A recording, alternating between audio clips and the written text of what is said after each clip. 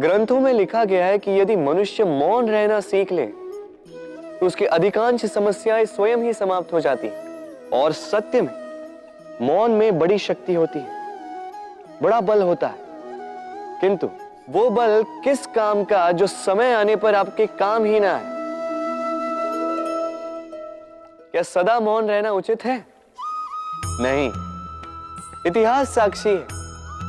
संसार में अधिक विपदाएं इसलिए आई क्योंकि समय पड़ने पर मनुष्य उसका विरोध नहीं कर पाया, मौन रह गए। यदि मौन रहना शस्त्र है तो उसका सही समय पर उपयोग करना भी आवश्यक है। यदि अकारण मौन रहोगे तो बुरे तत्व उसे सहमति समझ लेते, फिर धीरे धीरे वो आपका स्वभाव बन जाता है, आपका अभ्यास हो जाता है, और फिर आपका व्यक्तित्व एक साधारण से पाषाण के भांति बन जाता है। अपनी वाणी का आवश्यकता पड़ने पर सदुपयोग कीजिए। वाणी को कब वश में रखना है और कब मौन नहीं रहना है, इससे भी अधिक महत्वपूर्ण है यह समझना कि उसे कब तोड़ना है। राधे राधे। शायद कब आए, इन शब्दों से संसार का कौन सा व्यक्ति अवगत नहीं है। सभी जानते हैं ये शब्द क्या है, इसका अर्थ क्या है। सभी जानते हैं विश्वासघात क्या है, सभी ने अनुभव किया है। किंतु क्या कभी आपने सोचा है कि ऐसा क्यों होता है? इसका कारण क्या है? इसका कारण है आशा। यदि आप गुफा में जाएंगे और आप ये आशा रखेंगे कि यहां पे अंधकार नहीं होना चाहिए, तो आप तो चोट खाएंगे ही। यदि आप सागर में जाएंगे और आप आशा करेंगे कि मैं भीगूंगा नहीं, तो इसमें सागर का तो कोई दोष नहीं, इसमें दोष है आपकी आशाओं का। एक महत्वपूर्ण बात स्मरण रखिए, मनुष्य मनुष्य को नहीं छलता, मनुष्य को छलती हैं उसकी आशाएं जो वो अनुचित पात्रों से रखते हैं। इसलिए जीवन में कभी भी आशाएं लगाने से पूर्व संबल की परिभाषा जान ले कि वो आपको सहारा देने योग्य है भी या नहीं। ना टूटेगी आशा, ना टूटेगा विश्वास। हम जीवन जीने के लिए कुछ न कुछ करते हैं, कुछ कार्य हम करते हैं आर्थिक संपन्नता के लिए, कुछ कार्य हम करते हैं इस हृदय को प्रसन्न करने के लिए।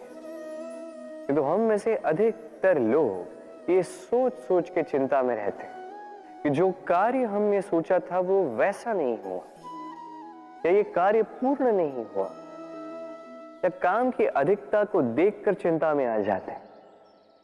अब ये चिंता जो है ये दुख को आमंत्रित करती है, और ये दुख पल पल हमें मार देता है। तो सोचिए, क्या ये सच है? क्या काम की अधिकता हमें सच में मार देती है? कदापि नहीं। समझिए एक महत्वपूर्ण बात, आज तक इस संसार में जितने भी महापुरुष आए उनके पास भी उतना ही समय था जितना आज आपके पास है, उतनी ही घड़ियां थी, उतने ही पहर थे। अंतर बस इतना कि उन्होंने चिंता में समय नष्ट नहीं किया, उन्होंने योजना बनाई, उसे कार्यान्वित किया और जीवन में महान से महान कार्य किए, जिसके कारण आज भी हम उन महापुरुषों को स्मरण करते हैं। एक महत्वपूर्ण बात स्मरण रखिएगा, काम की अधिकता हमें नहीं मारती, काम की चिंता हमें मारती है। तो इस चिंता को कहीं त्याग दीजिए और निरंतर प्रयास कीजिए, योजनाबद्ध बन जाइए और जीवन में केवल आगे बढ़िए। आनंद ही आनंद होगा। कई बार हम जीवन में निराश हो जाते हैं ये सोच के कि निरंतर प्रयास करने के पश्चात भी हमें हमारा लक्ष्य नहीं मिला। हम समझ नहीं पाते हो क्या रहा है। कई बार ऐसा लगता है कि वो लक्ष्य जो हम चाहते हैं, वो स्वप्न जो हमने देखा, जिसके लिए हमने निरंतर प्रयास किए, हम कदाचित उसके योग्य ही नहीं। वो लक्ष्य ही हमारे लिए ठीक नहीं है। हमारा मनोबल टूट जाता है और ये अत्यंत कठिन परिस्थिति होती। अब ऐसे में किया क्या जाए? आपको समझाता हूं एक उदाहरण द्वारा। कभी किसी वृक्ष को देखिए, वो भी अनेक कठिनाइयों का सामना करता है, जैसे पतझड़। पतझड़ के आते ही वृक्ष हार नहीं मानता, अपने पत्तों को, अपने पुष्पों को बदल देता है, किंतु जड़ों को नहीं बदलता। वो उस पर अडिग रहता है और पतझड़ के जाते ही अब वृक्ष को देखिए, पुनः हरा भरा होकर खिल उठता है। इसी प्रकार आप भी जीवन में निरंतर प्रयास करते रहे, फिर भी यदि आपको सफलता नहीं मिलती है तो अपना मार्ग बदलिए, किंतु आगे बढ़ते रहे, निरंतर प्रयास करते रहे। किसी न किसी मार्ग से कहीं ना कहीं से आप पहुंचोगे तो आप जानोगे कि आपकी सफलता आप ही की प्रतीक्षा कर रही है। आपने मनु के विषय में तो सुना ही होगा। उसे एक अवसर दिया गया, या तो वो अपने पतवार की रक्षा करे या इस सृष्टि को आने वाले प्रलय से बचाने के लिए नौका का निर्माण करे। उसने अपना चयन कर दिया और आज हम सभी मनुष्य के नाम से जाने जाते हैं। ऐसा ही अवसर मिला श्री राम को भी, सीता को भी।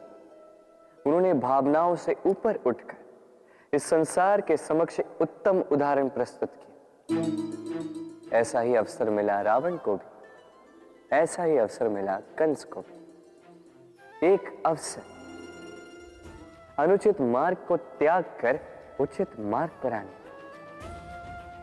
उन्होंने इस अवसर को त्याग दिया और उन्हें इस संसार को छोड़कर जाना पड़ा।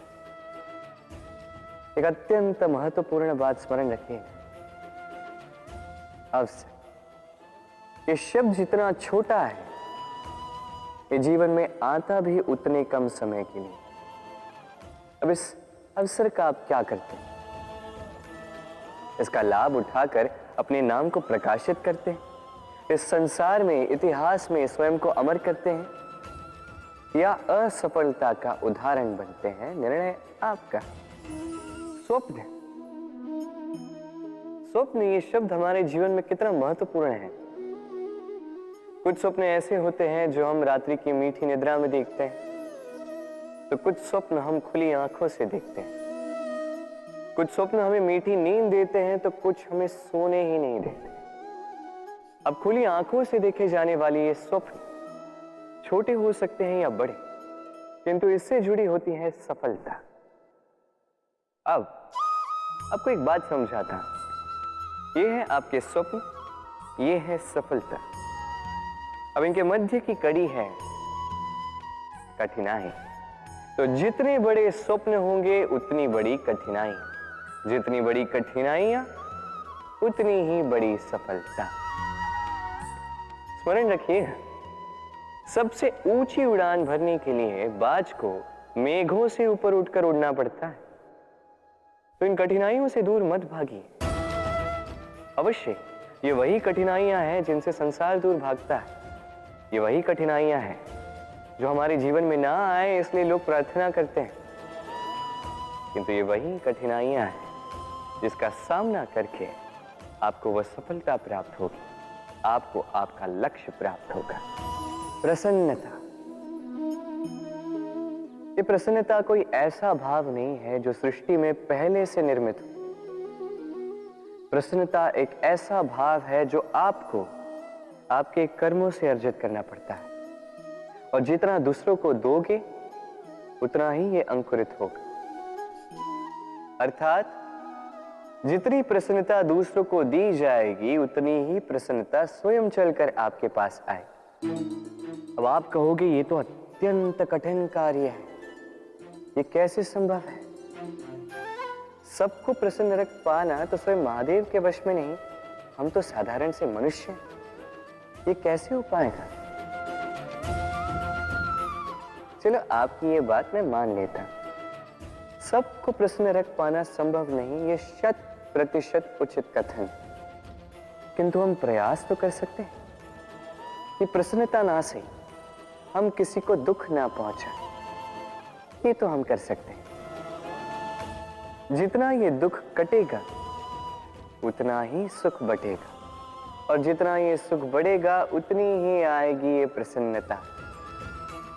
तो आइए और इसी प्रसन्नता के साथ कहिए, राधे राधे।